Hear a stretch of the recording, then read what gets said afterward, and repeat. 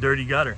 Anyway, so there are a couple ways that we go about quoting gutters, especially on big properties like this. One of the things that we do is we pull out the drone, and that allows us to see every square inch of every gutter, so we know exactly what we're dealing with. I also wanted to tell you guys a crazy story about this job and how another contractor tried to scam the board and screw over the entire community, but my drone foiled their evil plan. So obviously using a drone is one way that we're able to quote with super precise accuracy. But again, using the drone is typically only used for big jobs like this, and while it makes it easier, it's not always practical, especially if you aren't doing in-person quotes. And most of the time, I'm just using Quote IQ to measure out the gutters, or I have my customers quote themselves using InstaQuote, where they can just enter the linear footage of their gutters and get a quick price and schedule a job too.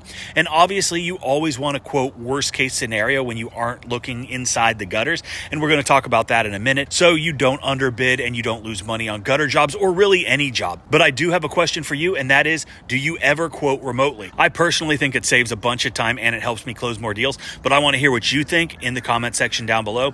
And I also know there are a bunch of guys watching that are ready to start their own business.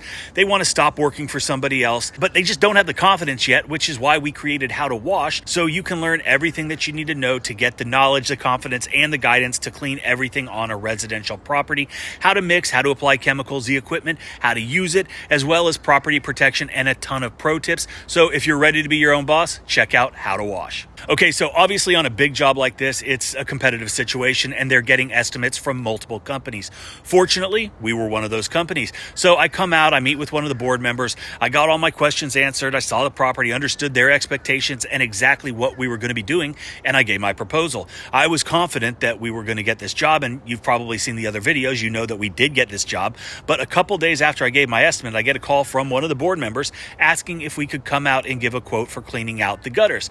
Now, the crazy thing is they weren't even thinking about getting the gutters cleaned out, but they had a tree service come in who's cutting down a bunch of trees around the property, and they asked if they could also give them a quote for cleaning out the gutters because they noticed a bunch of buildup in a significant portion of the gutters all around the property. And they suggested that because they were going to be out there anyway, that they would love to quote and clean out the gutters. Now, I love this. It was a smart move, upselling additional services to increase your average ticket price. And in this case, these were big ticket jobs. They had about 15 trees removed. I don't know what that cost, but I'm guessing it's pretty big. And then they also quoted $14,560 for the gutter clean out, which I thought was a funny number. It's not a round number. And depending on where you're at, maybe that's a lot of money, maybe it's not, but I thought it was a fair price if every square inch of the gutters was full.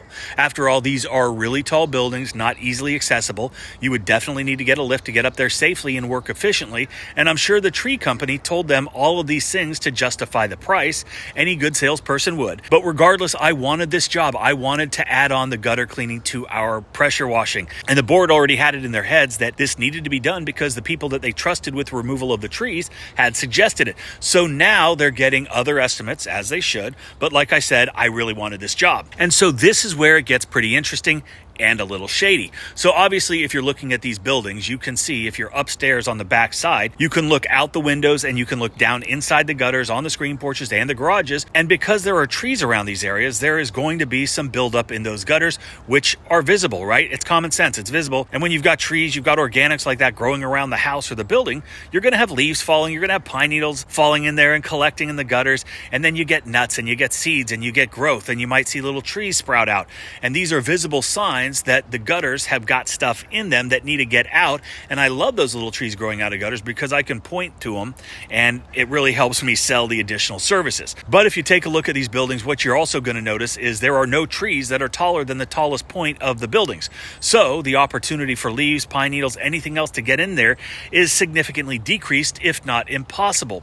But nobody can see in there. You can't look out your window because there's no windows up there. So this tree company probably and most likely saw this as well, knew there was no significant buildup issues with the tall gutters, knew they were going to put in minimal, if not zero effort into the top gutters, and sold them on the fact that they were going to be there, they were going to give them a great price, they were going to clean out all of the gutters, including the tall ones that nobody could see, selling them on the preventative maintenance, preserving the integrity of the siding, all the features and benefits of having clean gutters. It was an upsell for the tree removal. It was a high price ticket, but surprisingly, the board didn't really have an issue with their price. Like I said, they quoted over $14,000. So because I've been in the situation before where we gave quotes based on linear footage, some of them we won, some of them we lost, some of them have been jobs where we get up on the roof of a $10,000 job and it takes less than an hour. And then of course there have been times when we quoted jobs for big numbers, and I can actually think of one specifically that we filmed for the channel that had a significant amount more buildup than we had anticipated.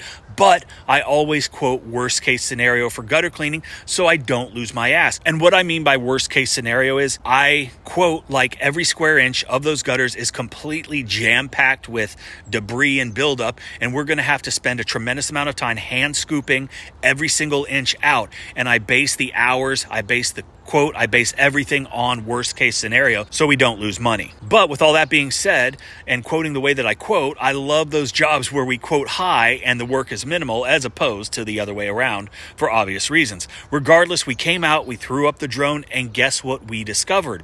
Probably 90% of the upper gutters had absolutely nothing inside of them.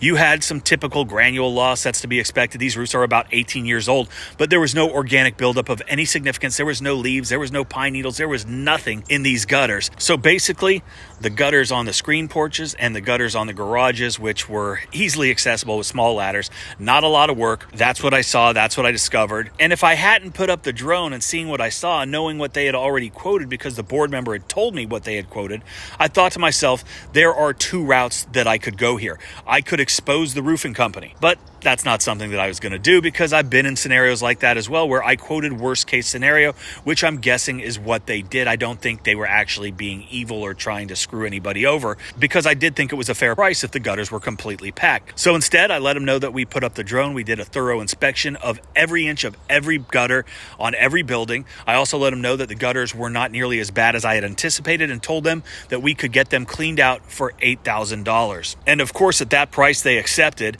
They were thrilled with the price, and this did a multitude of things.